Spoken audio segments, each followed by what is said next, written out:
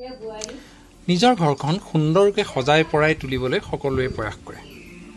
আজি এগৰাকী আমি মহিলা দেখুৱাম, যিগৰাকী মহিলাই নিজ হাতেৰে গোঠা ঊলৰ সূতাৰ বিভিন্ন কাপোৰ ব্যৱস্থাৰে তেওঁ নিজৰ ঘৰখন সুন্দৰকৈ পৰিপাটিকৈ সজাই পৰাই তুলিছে। বিভিন্ন সামগ্ৰী প্ৰস্তুত কৰি সেইসমূহ ঘৰত ব্যৱহাৰ কৰিছে।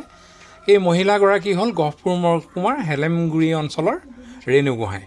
তেখেতৰ ঘৰখনৰ ভিতৰত সোমাই গ'লে সকলোতে তেওঁ নিজেই যিখিনি ঊলেৰে প্ৰস্তুত কৰা বস্তু, সেই প্ৰস্তুত কৰা বস্তুৰ দেখিবলৈ পাব। খুব ভাল লগা পৰিৱেশ। এনেধৰণে প্ৰত্যেক মহিলাই বিচৰা ধৰণৰে কথা, কিন্তু তেওঁ নিজাববীয়াকৈ কৰে, তেওঁ নিজে কৰে। এইটো আন এক ব্যতিক্ৰম। আৰু তেওঁ 2-4 টকা এইটো ক্ষেত্ৰত উপাৰ্জনো কৰে। তেওঁ চুৱেটাৰ আদিও বনায় বা অন্যান্য সামগ্ৰী বনায়, যিসমূহ তেওঁ বিক্ৰীও কৰে, তাৰপৰা 2 পইচা আৰ্জনো কৰে। আজৰি সময় পোৱাৰ লগে লগে মহিলাগৰাকীয়ে এনেই বহি নাথাকি হাতত কুৰ্চা পাত লৈ ঊণ সূতা বা অন্যান্য সূতাৰে তেওঁ এই সামগ্ৰীসমূহ প্ৰস্তুত কৰিছে। দেখিবলৈ খুব ভাল লগা। আহক গহপুৰ প্লাছৰ দৰ্শকক এই বাতৰিটো দেখাইছোঁ। বাতৰিটো যদি ভাল পায় তেনেহ'লে চেনেলটো ছাবস্ক্ৰাইব কৰিবলৈ নাপাহৰিব।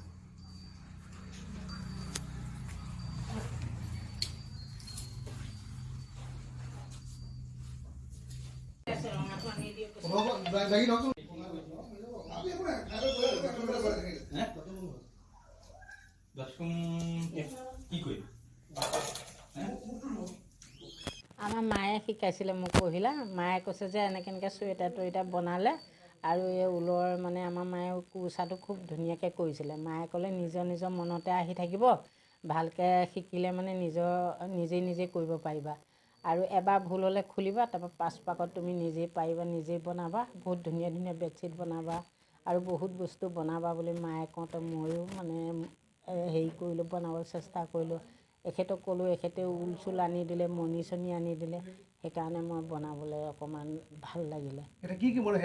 এতিয়া বিছনা চাদৰ বনাইছোঁ, আকৌ এয়া চুপাৰ চিটৰ বনাইছোঁ, এইবোৰ ফুলদানি বনাইছোঁ, টেবুল ক্লথ বনাইছোঁ, আকৌ এইবোৰ বহুত বস্তু বনাইছোঁ মুঠতে। আৰু